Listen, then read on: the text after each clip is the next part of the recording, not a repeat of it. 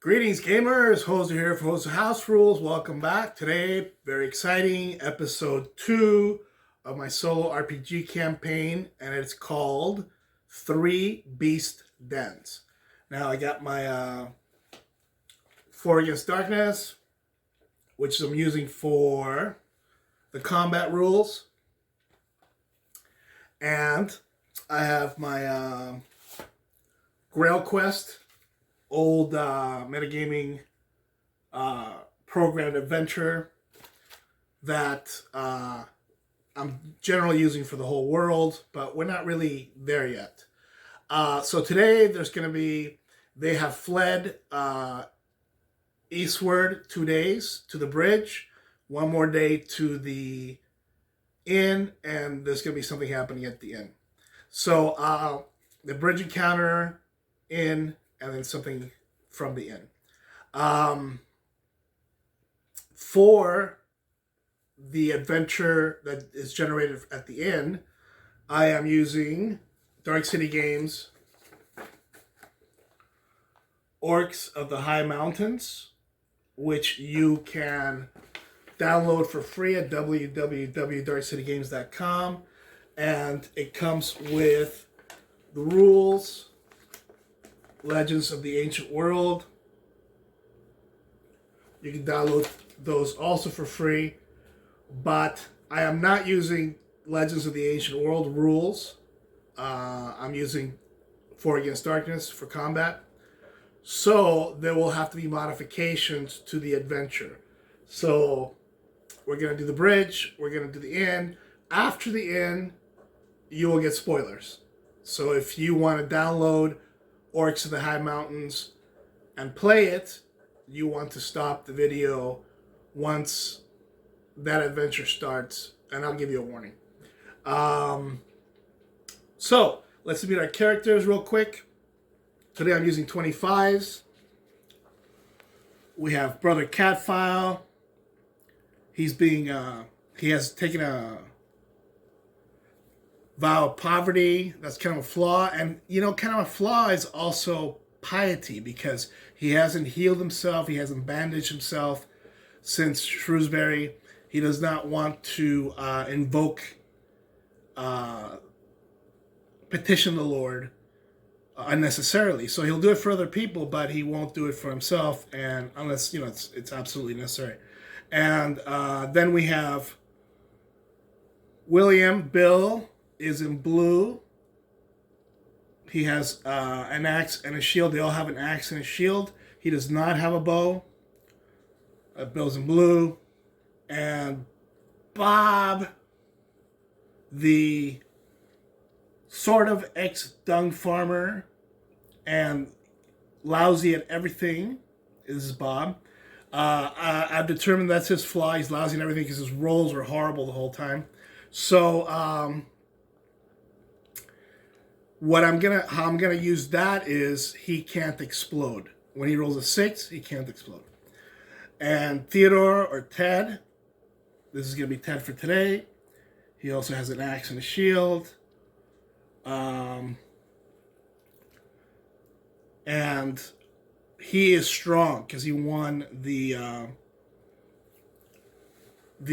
cake throwing contest, so he would get +1 on a strength check on a d6. Cadfa gets +1 for intelligence. Being so pious, Cadfa has lost his 1 point of chaos in alignment. All of them got a point of chaos from running away from the battle when their Thane, Edgar, was threatened by the Saxon warlord. And by the way, when they went back to the village, Edgar was not amongst the bodies, so we can assume that the Saxons have taken him, maybe for ransom or whatever. Okay, without further ado, let's get to the first beast den, which will be at the bridge. Let's take it to the board. All right, the first beast den. Our adventurers are traveling eastward on the road, and they have come to a major bridge. This is the river, this is the bridge. and they see smoke coming from beneath the bridge. And all of a sudden they hear a girl scream, "Help! Will somebody help? Anybody around? Help!" And that voice sounds very familiar. In fact, they know that voice from Shrewsbury. She must have escaped with that small group of people that escaped in episode 1. And they know it's Marilyn. Everybody calls her Lynn. And her voice is coming from under the bridge. And then they hear, "Oh, I smell more food." And all of a sudden,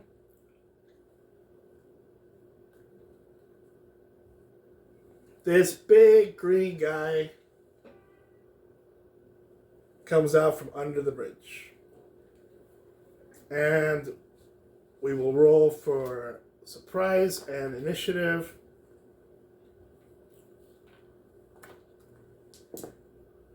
Now they're surprised, and the heroes have initiative. So, Cadfael says, "Let's let him come. We can surround him." So they sort of spread out a little bit, waiting for the troll to cross the bridge. But the troll has a different idea. Let's see how intelligent he is. Yes. He walks to the end of the bridge, picks up a big rock, and he's going to throw it at Bob, the very bad at everything ex-dung farmer. So Bob needs to defend. This is going to be a level 5 boss with 5 hit points. So Bob needs a 6 to defend, but he has a shield, so he needs a 5. And he blocks the stone. And now it is the hero's turn. Obviously, it's not going to work to stand there and let the troll come across. So they need to charge. And something very bad is going to happen in 6 turns, so they have lots of time. The hero's turn. All right. 1, 2, 3, 4, 5. Can't quite make it and don't want to double move. Cadfael's a bit hurt. He has 1 hit point. 3, 4, 5, 6.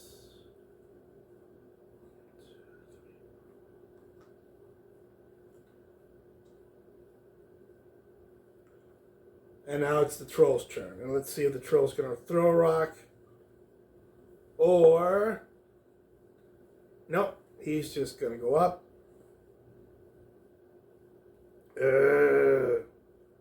He has a couple of choices here. So 1, 2, 3, 4, 5, 6. He is attacking Bob, the lousy at everything. Bob needs a 6 to defend, but 5 because he has a shield. Hey, Bob defends, but he does not explode. I mean, normally you would only explode with attacking, but I mean, I could see, I'm going to roll for critical everything, failures and explosions on a 6 or a 1. And now it's the hero's turn. William is going to flank a little bit, and I'm going to give him a +1 for attacking the troll in the side. So he needs a 5, 4. And that explodes. And that is a 10.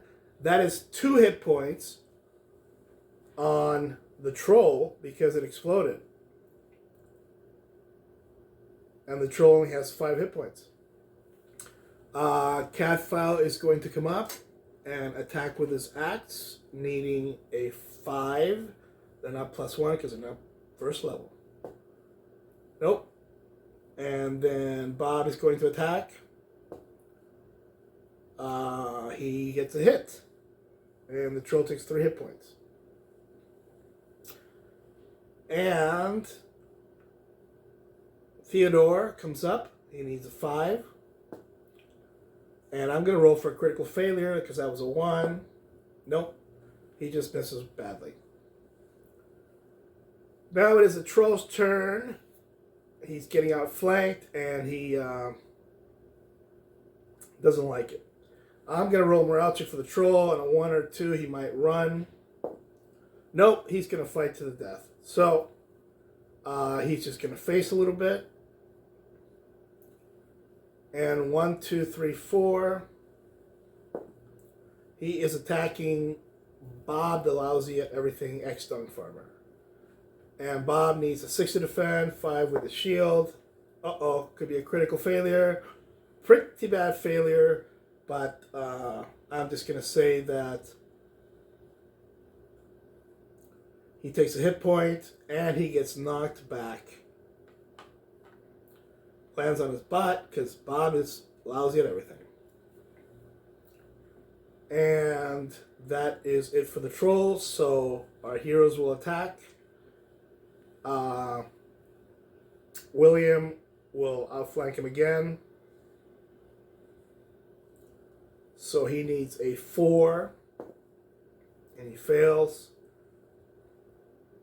Catfile's fine there. He needs a 5 with his axe, fails.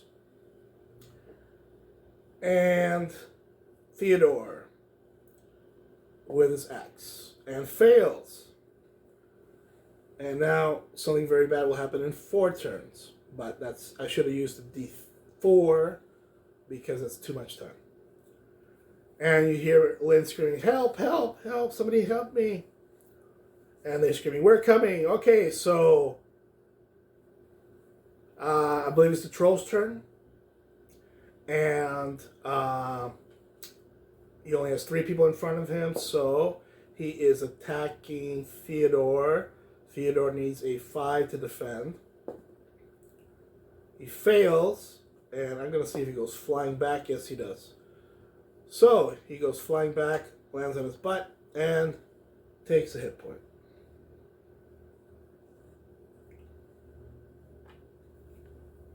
But it's the hero's turn again.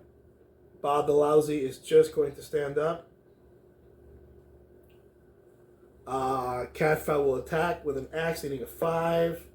That could explode to an 8, a 9, which is not enough to do 2 points, but the troll now has 4 hit points out of 5. And we still got William attacking from the back, so he needs a 4.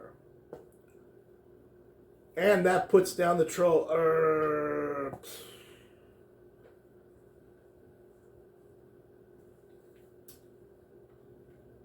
I think Catfowl is not going to waste bandages on these guys and let them rest. They're close to the end.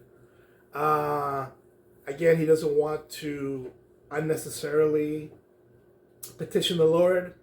Anyway, they run down. They find Lynn tied up. They find a big campfire and a big pot with human body parts brewing in it. So they're gonna dump that and burn the body parts. And she says, "Yes, he killed my uncle and he was cooking him and he was gonna cook me next. So you're fine now. You're safe, and we will escort you to the castle." And it is towards the end of the day, so they are going to spend the night under the bridge. It's relatively safe, and there's a fire, and they'll have shelter. And I'm just going to roll for random encounters, and there are none. So the next day they go to the inn. I'm going to include that roll in the move to the inn. So William is okay. Catfowl has 1 hit point from before. Bob has 1 hit point, and Theodore is taking 1 hit point. And really simply, it was just using some felt and some dungeon tiles. I am going to just remove the river. And I really don't need to represent the inn, but here's a simple method. flooring tile. Just I paint the back so it's not sticky because it's self-adhesive, and just take a permanent marker and make some squares. You could write on this with grease pencil or dry erase, wet erase. And so they come to the end. And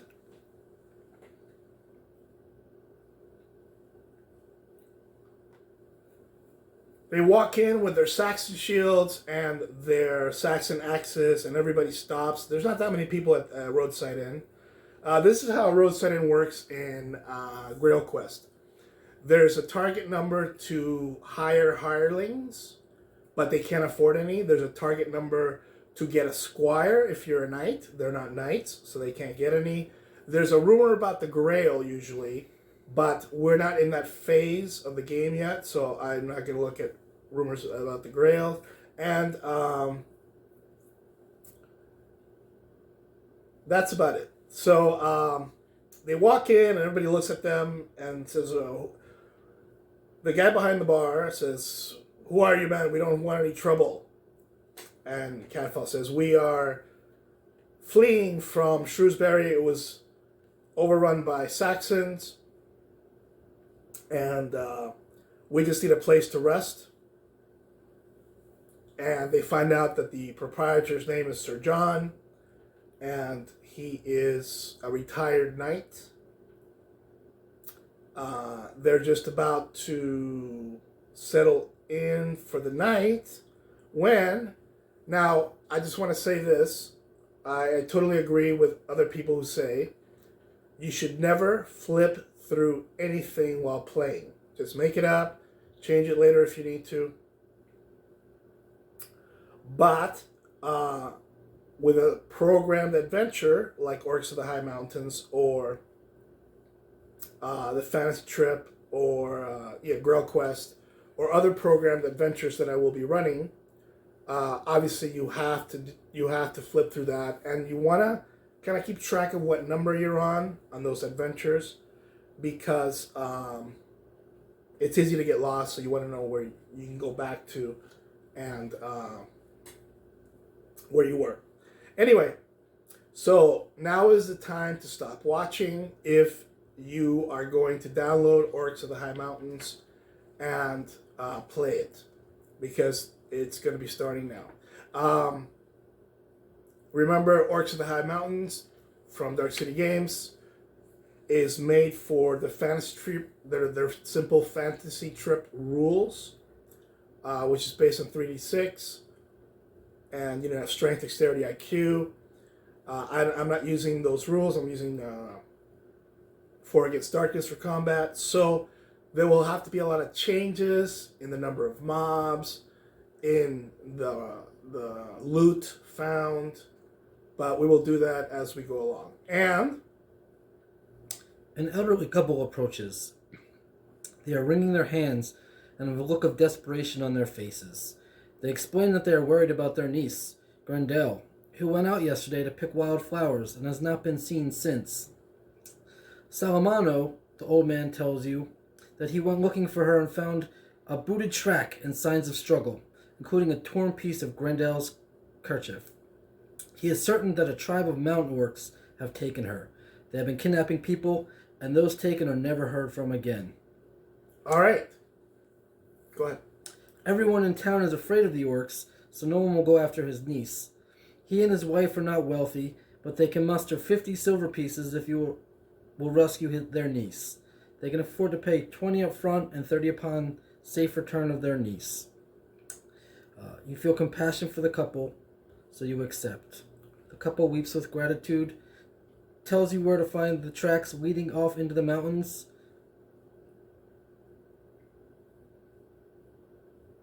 All right. So that's Tim. Normally I would be reading that, but just to facilitate, I'll have Tim read the instructions and I'll make the choices.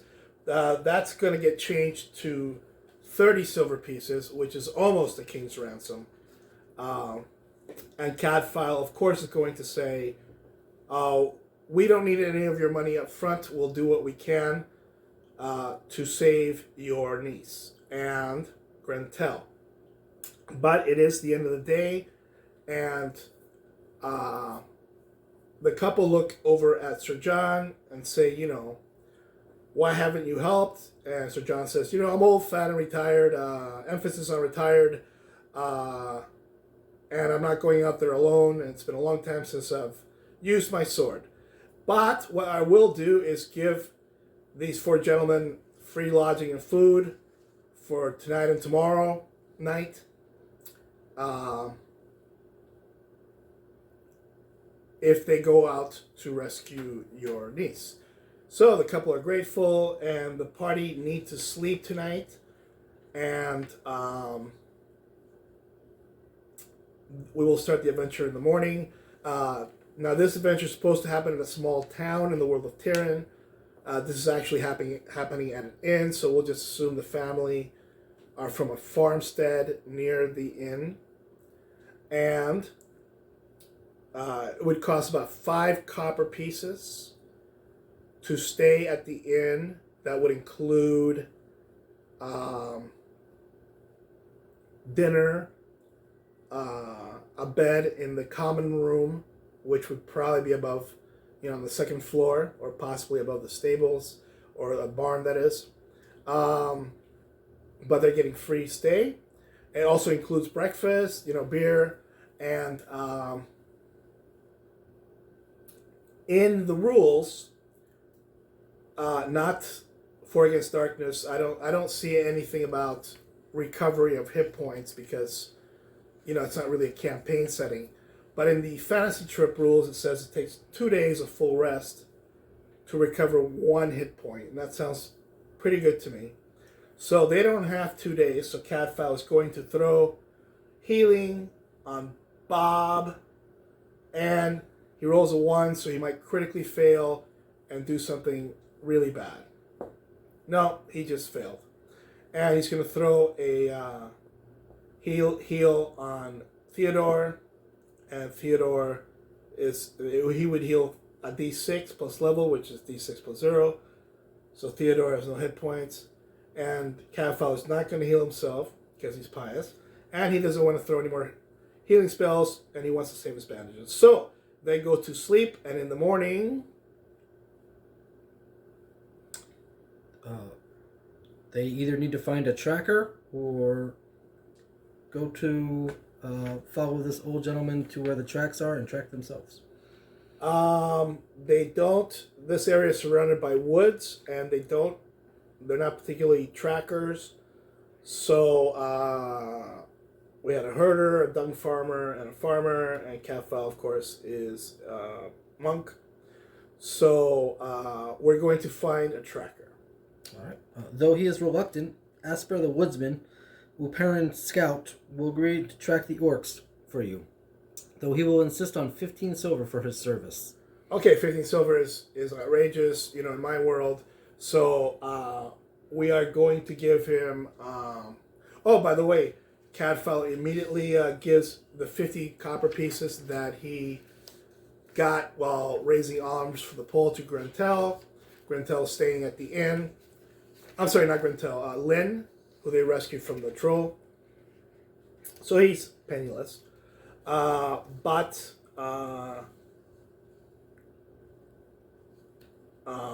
the other, Bob only has 1 silver piece, but the others have a few silver pieces.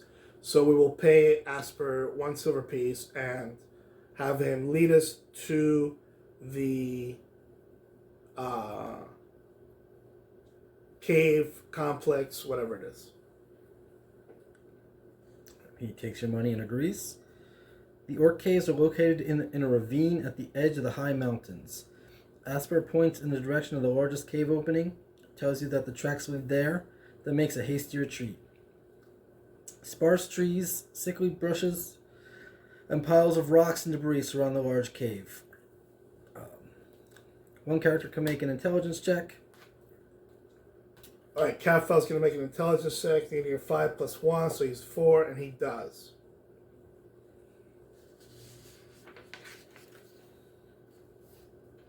As you approach the cave, you spot movement among the pile of debris.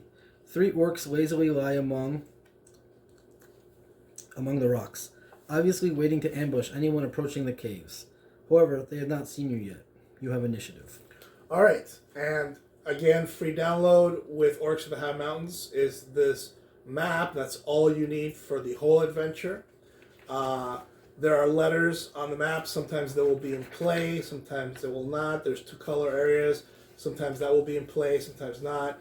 Right now, all the red letters in the middle are debris, and they will be in play. So, let me just put this down.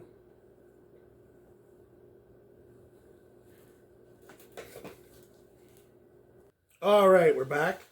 I have the map from Dark City Games, which is all you need for this adventure. I've just put some green dice where the debris is. I'm going to start, sometimes you start at C, sometimes you start at D, B, or A. In this case, we're starting around the hex is C, and the orcs are in area A, I think. Correct.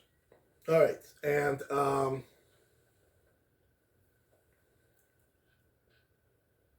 let me put the characters down, and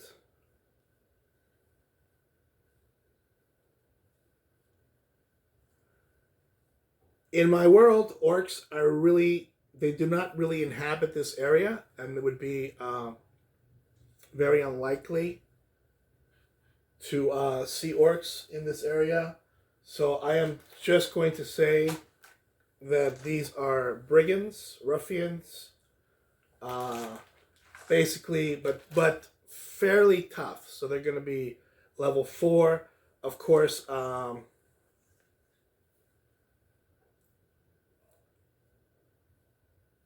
3 would be pointless against heroes.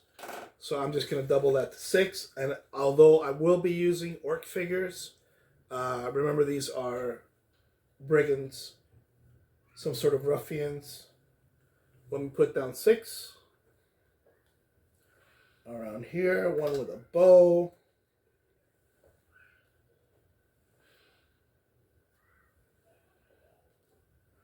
And they're just sitting around talking.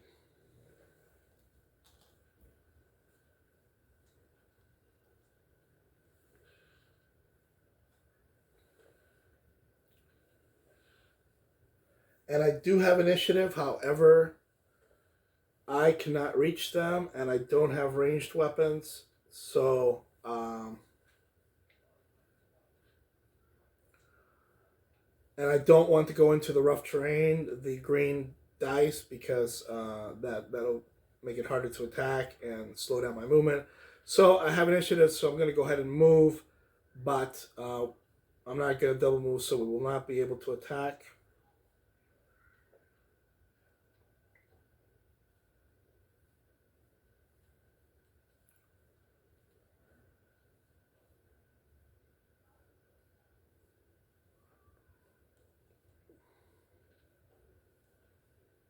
And they're moving 6. And anything else I need to know about the encounter? No. Okay, so we're fighting.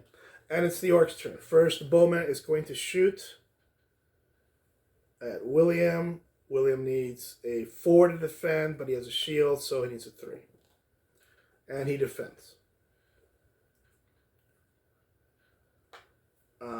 Catfall has a hit point, and I believe Theodore has a hit point taken. Then the orcs are going to attack.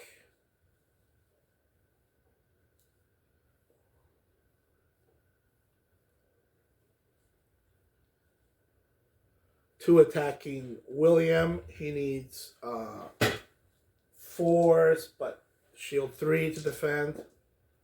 And he takes a hit point.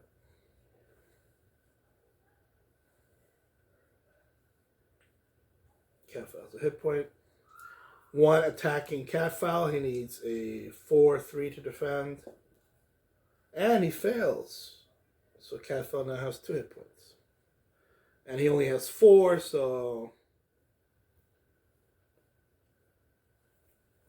And This orc shot already, so these two orcs are going to come up. Attack Bob. Oh, Bob rolls a 1. Bob terrible at everything. Let's see if he critically fails. No, but he fails to defend. So that's a hit point for Bob.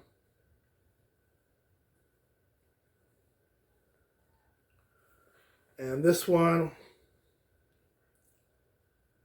is going to come up and attack Theodore. Theodore needs a 3.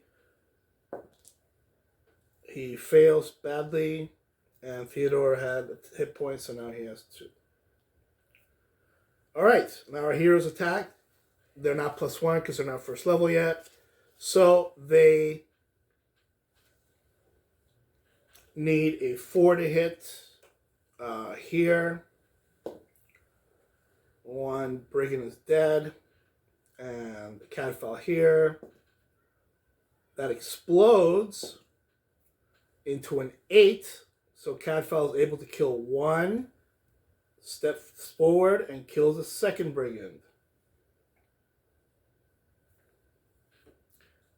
Bob, who's lousy at everything, fails. And Theodore kills a brigand. Alright, now it is their turn. Normally they would take a morale check at 50% casualties, but I think for the sake of this adventure, they're just going to fight to the death. So, the bowman is shooting at William. Oh, William needs a 3 to defend, and he fails. So he has 2 hit points now. And this orc will attack Bob. Bob needs a 3 to defend with a shield. And he doesn't get to explode, but something might have happened that was really good, but he defends anyway. And now the heroes will attack, and they should finish off. I just move them all at once and then do my attacks at once. So, 2 attacks on this brigand needing a 4, and they both miss. 2 attacks on this brigand needing a 4, and Theodore explodes, but that's okay. The brigand is dead. And now this guy, I'm going to roll a morale check, and he is going to try to flee, but he's going to get 2 attacks of opportunity, which are not necessarily in 4 Against Darkness, but with an explosion, and he dies. Alright. What choices do I get, Tim? You may loot the bodies and enter the cave, or you may search the cave with an intelligence check. Alright. I will loot the bodies, and before that, I am going to put a bandage on Theodore. So he only has 1 hit point now. And I'm going to put a bandage on William. So he only has 1 hit point now. That leaves Cadfell with 2 bandages. And 3 heal spells for the day. Alright, so I'm going to loot the bodies. And you get a bunch of copper. And altogether it looks like 25 copper and 9 silver. Okay, so again, that's going to be a huge amount of money in my campaign. So I'll be cutting everything down at least by half. But I'll take the 25 copper and give it to Bob because he's poor. And I'm going to say that's probably more like 3 silver. So they each have, they each get a silver piece. And William spent 1 on the tracker, so he's at 9. Robert is at 2. And Theodore is at 7. And they got an experience point for the troll. but not for this yet. They have to do a few minion fights to get a. So they are 2 experience points. Catfile has 2 bandages. And what's up next? You can give me an intelligence check to search the cave. One person or everybody? It doesn't really say. Okay, I'm Say gonna one say person. everybody. But I'll make it difficulty 5. So Catfile's +1, and he fails badly. William passes. Bob does not pass, of course, and Ted does not pass. So William passes his IQ check, and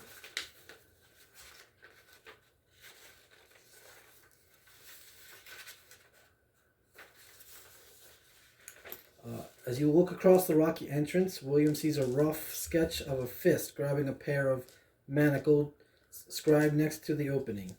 You seem to recall that this symbol has some sort of significance, but your memory is hazy at best. You have the code word manacle. all right. So in Dark City Games, you get plot words or clue words. Which is like you've learned something significant, or you've acquired something significant, and that would normally be an experience point for everybody. But that's I'm gonna hold off on that. But you said manacle. Manacle, yes. Okay, so are we ready to enter the cave? You are in the entrance cave, a large room of uneven stone. Clay pots filled with the lid, oil, and straw provide just enough light to make out the piles of dirty furs and discarded rags that make up the bedding for the orc bandits. Dark opening in the cave walls lead the tunnels north, east, and west, while sunlight filters in through the hanging vines covering the exit to the south. As you enter, 2 orcs and 2 goblin archers stand up and prepare to attack. They're ruffians. 2 ruffians. Two Bandits. 2 thugs and 2 bandits, archers, stand up to prepare to attack. You begin on the adjacent to A. That's A. The bandits are at V and S. Actually, to turn this around. And the bowmen are at Z and U. You have initiative.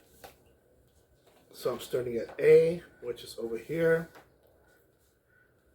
The bowmen are at Z and U.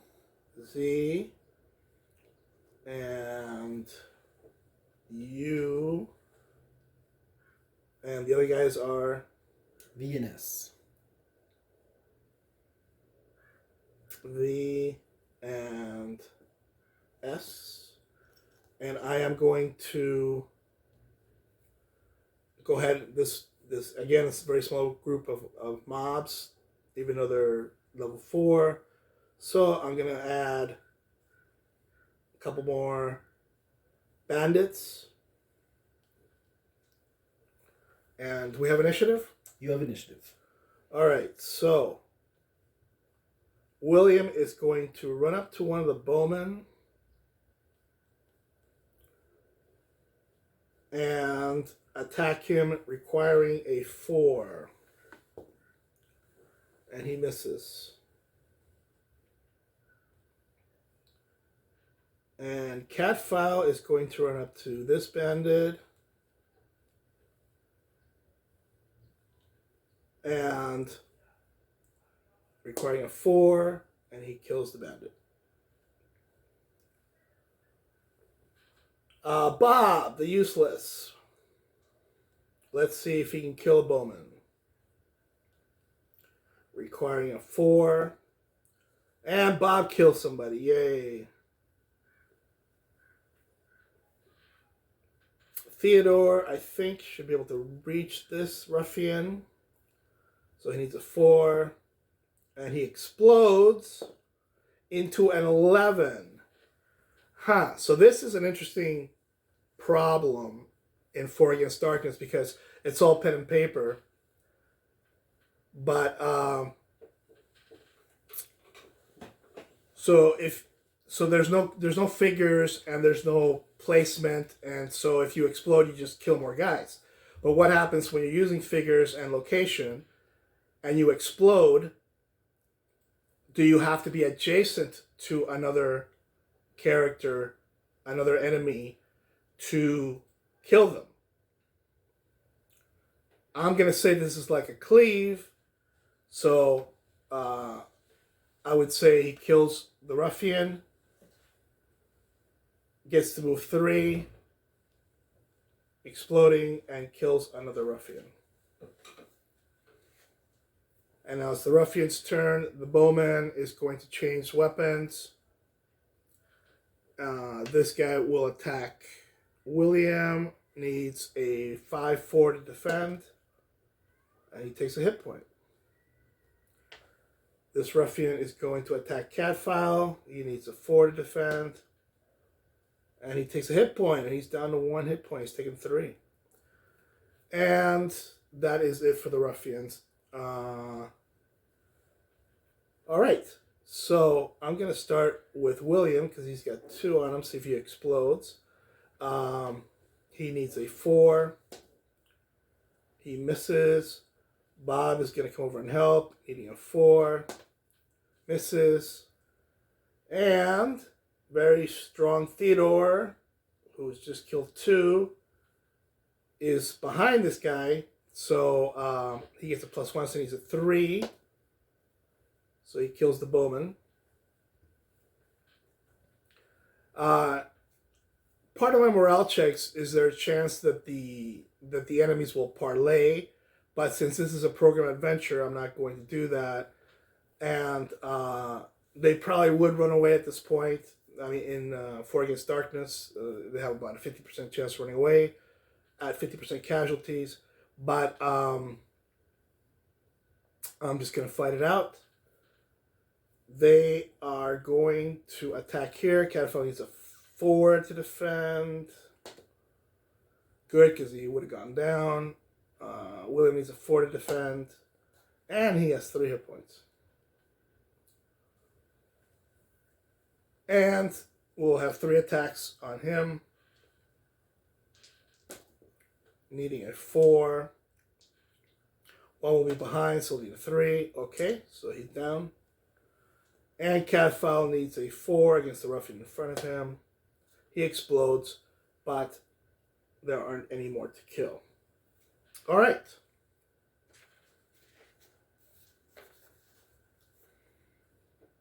After looking through the room, you can tell that there are 4 ways out. You can go north, south, which is obviously the way you just came in from. So north is that way. And west. So there's a tunnel that way, a tunnel this way, and a tunnel straight ahead. You may also search the furs and beddings, or search the rest of the room. Okay, we'll search the furs and bedding and the rest of the room. First, we're going to heal up a bit. Catfile is going to throw, unfortunately, try to throw a heal on himself, which goes off and heals for 4 hit points, so he's back up to full. And he's going to throw his second heal on William, which fails. So it didn't critically fail, but he failed, so he can't do it again. He still has 2 heals, so just have to wait till another short rest. All right, so we're searching the room. Searching through the assorted rags and piles of disgusting furs, you uncover a leather pouch with 2 vials of liquid labeled with a strange lettering. You pocket the vials for sale when you return to town.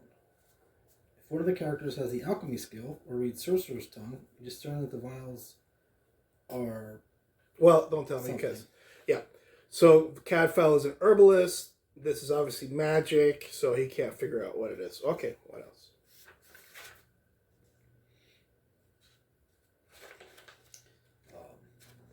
As you search the rest of the room, you find a nicely made silver talisman on a leather neck chain. When you return to town, you may sell it. All right, we got a talisman, so we'll be returning to the inn, not the town, but maybe we may or may not be able to sell it there since it's not a real town. And we will go north.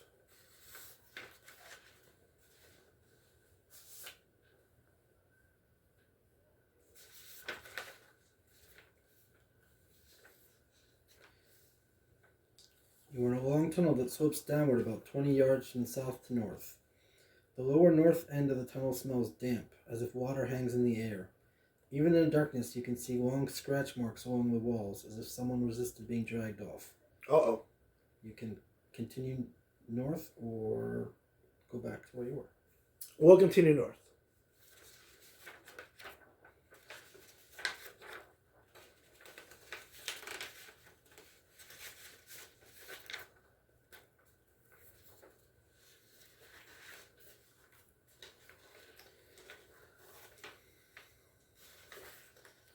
You are on a stone platform in a large underground chamber. There are only a few lit oil pots directly on either side of the door. But even with the feeble illumination, you can see that the cavern is huge. It stretches out well over 100 feet to the north, well beyond the light given from the pots. The majority of the chamber is filled with water. Only a small 20 by 15 stone platform extends out into the lake from the entryway.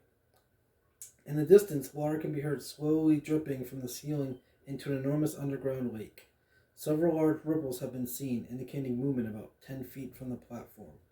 The water is unfathomably deep, and you would never be able to swim to the far side of the lake, if it exists. The only fixture here is a large gong. You can search the platform, look over the edge of the platform, ring the gong, or exit. All right, I'm going to make an intelligence check. This stuff rippling in the water, so there's maybe something in the water, and scratch marks from people trying to, like, not get dragged towards the water. So, unless we have a very poor intelligence check, we're going to say, we're going to get the heck out of here. And Catfall gets a 5. I'm going to say that's an F. And we will head south. You go back through the tunnel, and then eventually back into the room. Right, with the brigands. Okay, so this time we're going to go east. From the brigand room. Oh, Catfell's going to try another heal spell. Which goes off. He has now used 2. And we're heading east.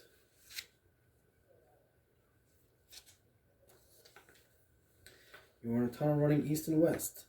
Despite being somewhat dim, it is clear that it is cleaner than the rest of the cave. You can make an intelligence check.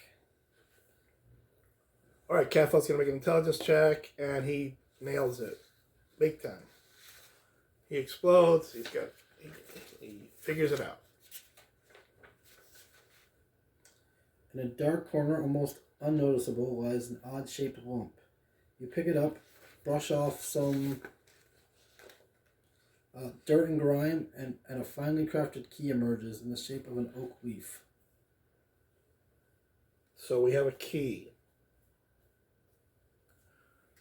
And we fought 2 sets of mobs so far. All right, options. You can examine the walls, or you can depart through the opening on the east. We'll examine the walls.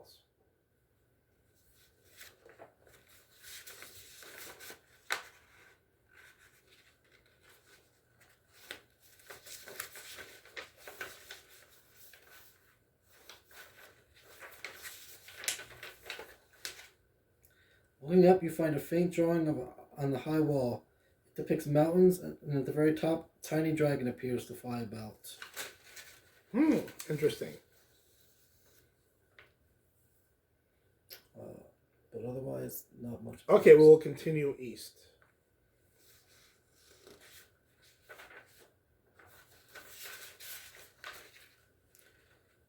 The entryway opens into a well-furnished cave. Candles and lanterns light the room, and old furs cover the floor.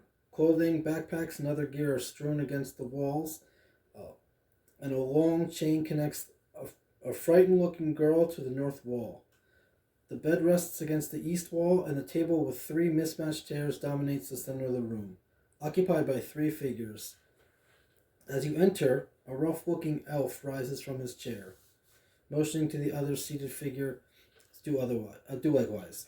He smiles and offers you 100 silver and your lives to leave and forget about the girl and the bandits. All right, so this is a big boss fight, and so we have 1 elf. Anything else? And 2 sort of dark cloaked figures. Uh-oh. All right.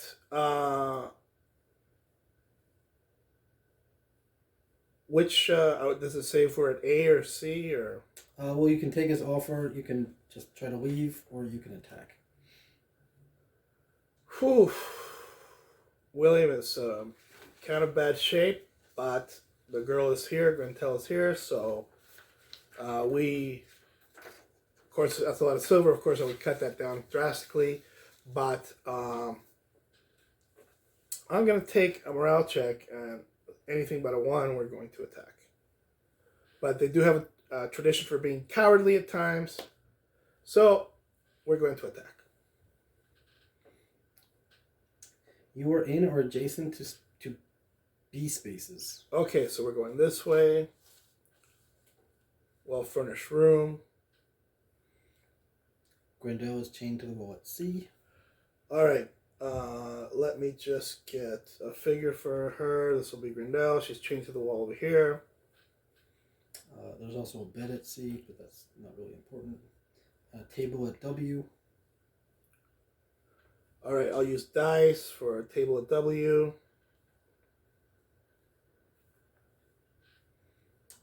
There is a sort of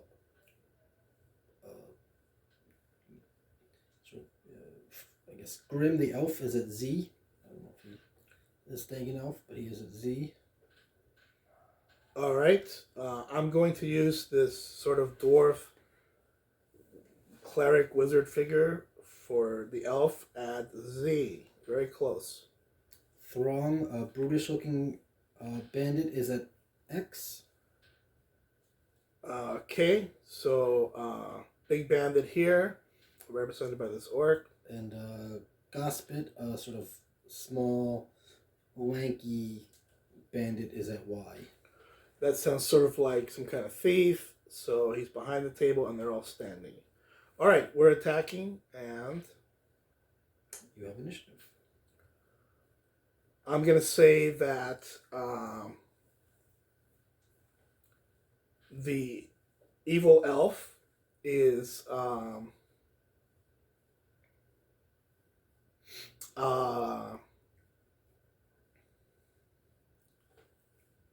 level 5 boss with 5 hit points, and the other 2 will probably be level 4 bosses with 4 hit points.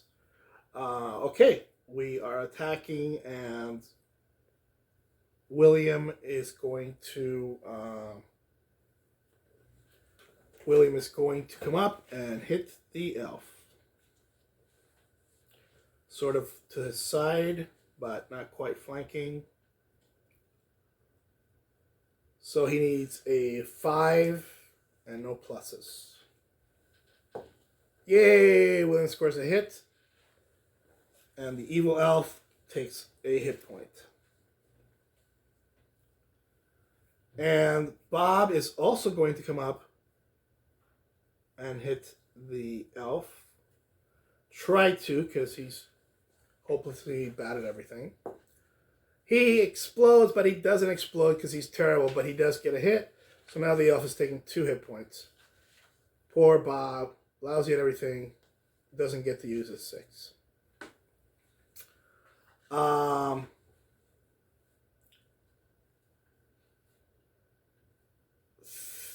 Theodore is going to come up and hit this big bandit, needing a 4, and he explodes.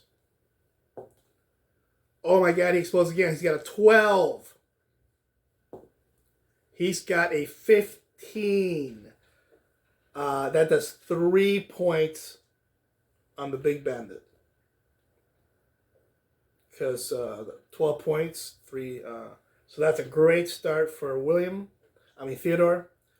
I think Cadfell's going to come up and try to finish him off. So Cadfell needs a 4.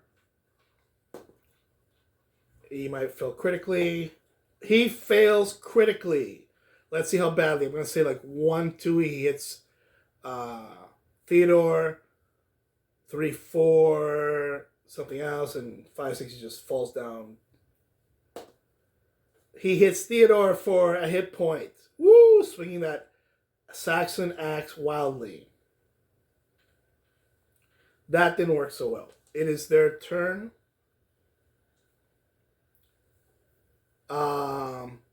Does the elf have some kind of special abilities? Just says short sword, other armor. Okay. All right. So the evil elf is going to attack William, who's halfway down. William needs a 5, 6 with a shield, 5 to defend. He might fail horribly. No, it's just a failure. So he now has 4 hit points, taking 4 hit points. I'm going to say the heavily injured big bandit is using a melee weapon. Yes. So he's going to be 1, 2, 3, 4, 5, 6. He's attacking Theodore, who needs, oops, wrong guy, but I'm going to count that anyway. Fails to defend and takes a hit point. And the sneaky guy is going to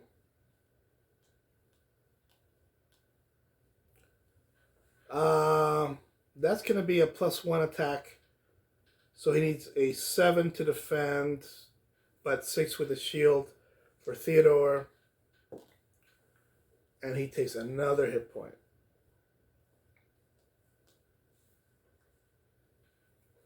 All right, the hero's turn. We're going to continue attacking. Well, Cadfell will attack the big bandit, he needs a 4. I got 1 hit point left, and he fails. Theodore is also, he's going to face a little bit, so he's not flanked, but he needs a 4 also attacking the big bandit, and he might critically fail. No, he just fails badly. Bob is going to attack the elf, and Bob fails horribly again. But not critically. And William is going to flank the elf. So he's going to be +1 to attack. So he only needs a 5, 4. He explodes. William is awesome. For 7 points. So that's 1 point on the elf. But he has 5 hit points. So he still has 2. All right. So the elf is over half damage. Now the bad guy's turn. This guy will shift again and attack from the rear against Theodore. So he needs a 5 to defend, 6 to defend, 5, and the shield's not going to count. So he needs a lot to defend. And he defends with a 6. This guy is going to attack Cadfile, who needs a 5, 4 to defend. He doesn't fail critically, but he does take a hit point. Okay. And the elf is going to phase a little bit. Seeing that William is hurt, he might attack him more likely. Yes, he's going to attack William. So William needs a 6 to defend, 5 with a shield. He might fail critically. No, but he does take a hit point. He's now 5 out of 6. All right. I think that's all the bandits. All right. The hero's turn.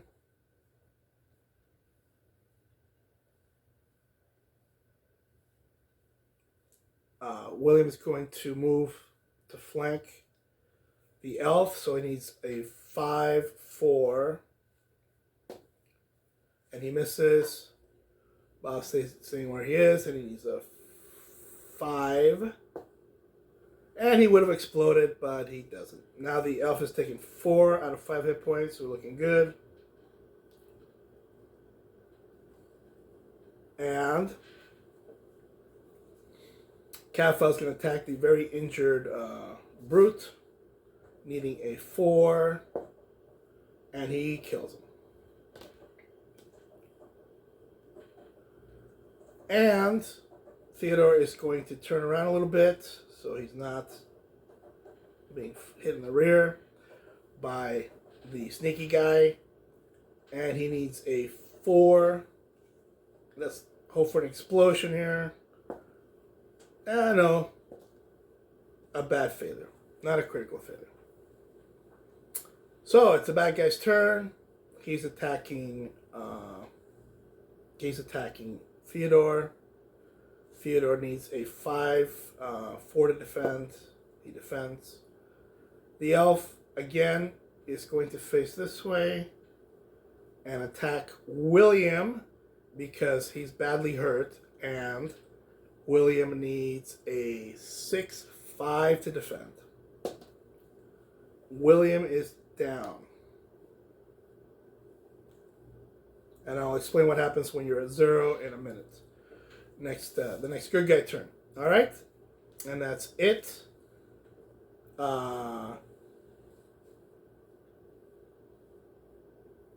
Theodore is going to move there. Needs a 4.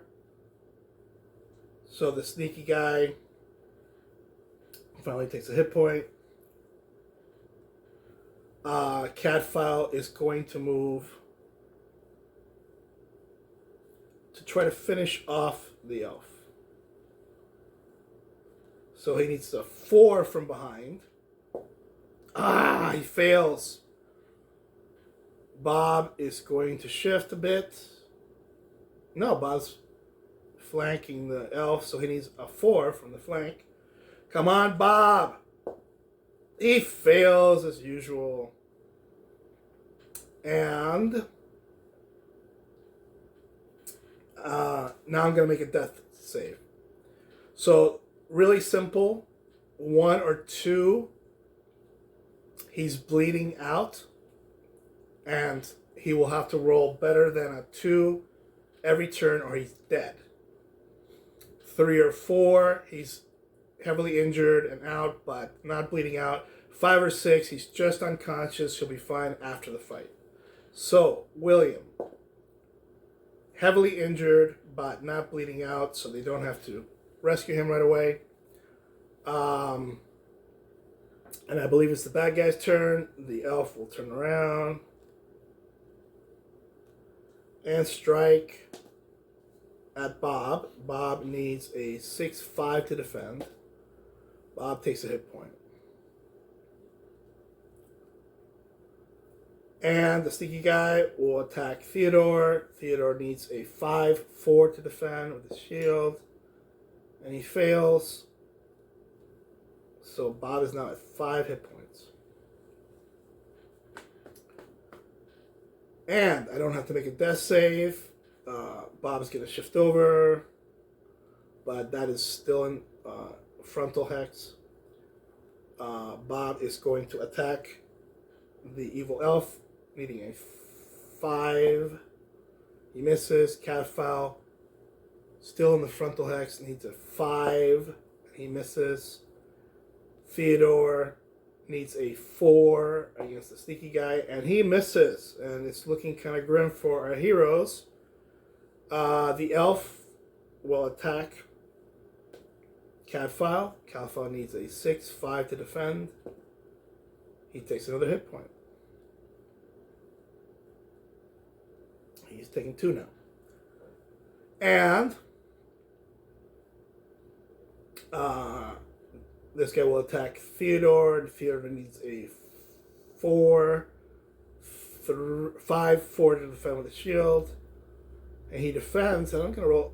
And he explodes. Now, normally you wouldn't roll for explosion under the defense roll, but I do here. Every time I get a 6 or a 1, attacking or defending. So he's at 12. And I'm going to say not only does he defend, but he causes a hit point. I'm going to say 2 hit points on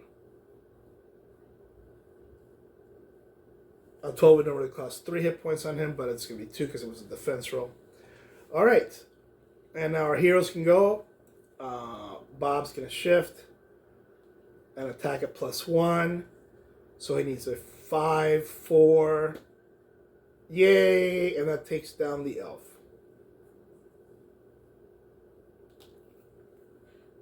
And Cadfael is going to move behind the sneaky guy. So now he needs a 3. He fails. Theodore's going to shift. He's still in the frontal hex though. He needs a 4. He fails. So, last attack probably for the sneaky guy. And he's going to attack Theodore. Theodore needs a 5, 4 to defend. He fails. And he's at 6 and he's down. Good guys. Cadfael's going to attack from the back, needing a 3. He explodes, but that's plenty because he was on his last hit point. So, the 3 bad guys are down. Cadfael is going to immediately put a bandage. No, he's going to try to throw a heal spell on Theodore, who may be bleeding out. And he succeeds for 3 points. So Theodore is back at 3 points. And he's going to bandage.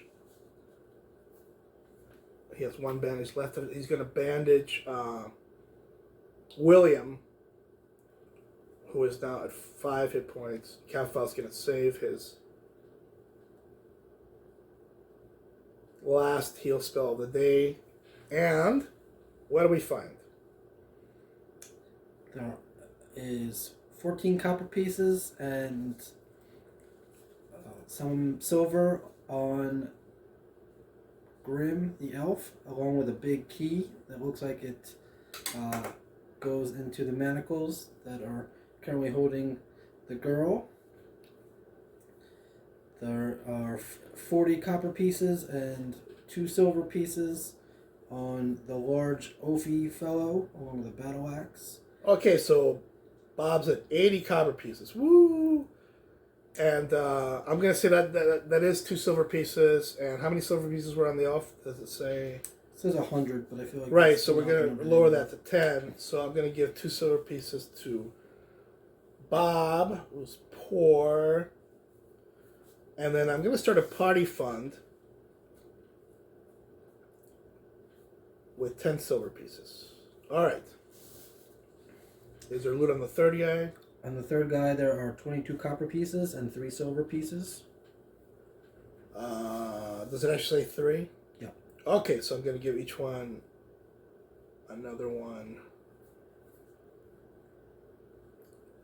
Bob's getting rich. He's at 5. Ex-dung farmer. And he's got 80 copper pieces. On the table, there are several maps of the surrounding area, along with a map of an island off the coast. There are lots of sort of discarded bandages and backpacks and whatnot amongst the rubble along the wall. And then finally there's just the girl who is chained up on the... Alright, so we'll take the key and release Grentel. Or unless we can search. There's not much else to find. Okay.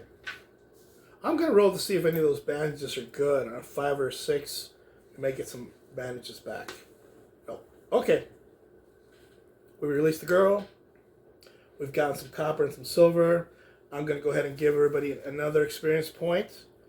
Everybody is at 3 except Theodore, who won the cake tossing contest and is strong, is at 4. Grendel would like to go back to town.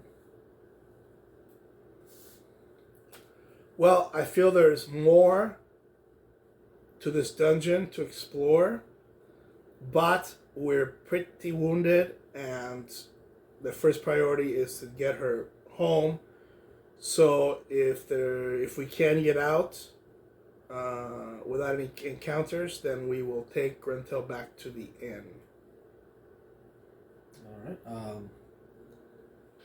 The heroes return with Grentel in tow to the inn.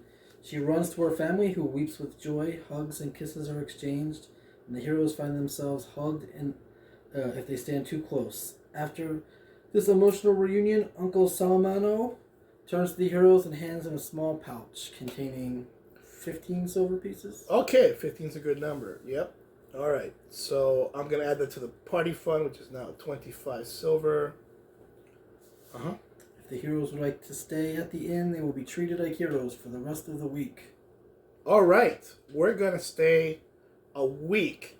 So it is now April 1st, 2nd, 3rd. We're going to stay for a week and get our hit points back. And we will be back on April 10th. And we're one day from the castle. Grentel is reunited with her family. The heroes get free room and board for a week. And we'll get their hit points back. Definitely with cap files, heal spells. We still have Lynn in tow, which is now probably family-less and homeless because she was from Shrewsbury. So we'll have to find somewhere for her to be safe. Or maybe she'll join the party. Who knows?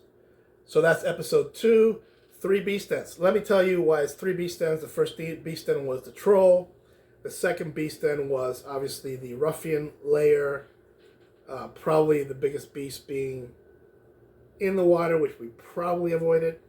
And the third beast den is the inn, because they find out from Sir John this inn is called the Beast's Den. And they ask why, and they say because knights come here occasionally to search for the questing beast. Now he says it's probably doesn't exist because nobody has ever seen it, but this inn is called the Beast's Den because knights come here and stay here while searching for the questing beast, who nobody has ever seen. So Sir John is pretty sure it doesn't exist. But that is episode 2, 3 beast dens. Really would love comments and questions, especially to know if you like using 4 Against Darkness combat rules, or if anybody would really prefer something more like Dungeons and Dragons D20, or maybe even Fantasy Trip 3D6, roll low. So we'll be back in a week, which will be a week from now, in campaign time and real time. The heroes are being treated to feasts and recuperating. This is Hoser saying take care, have a good time, and we'll see you at the table.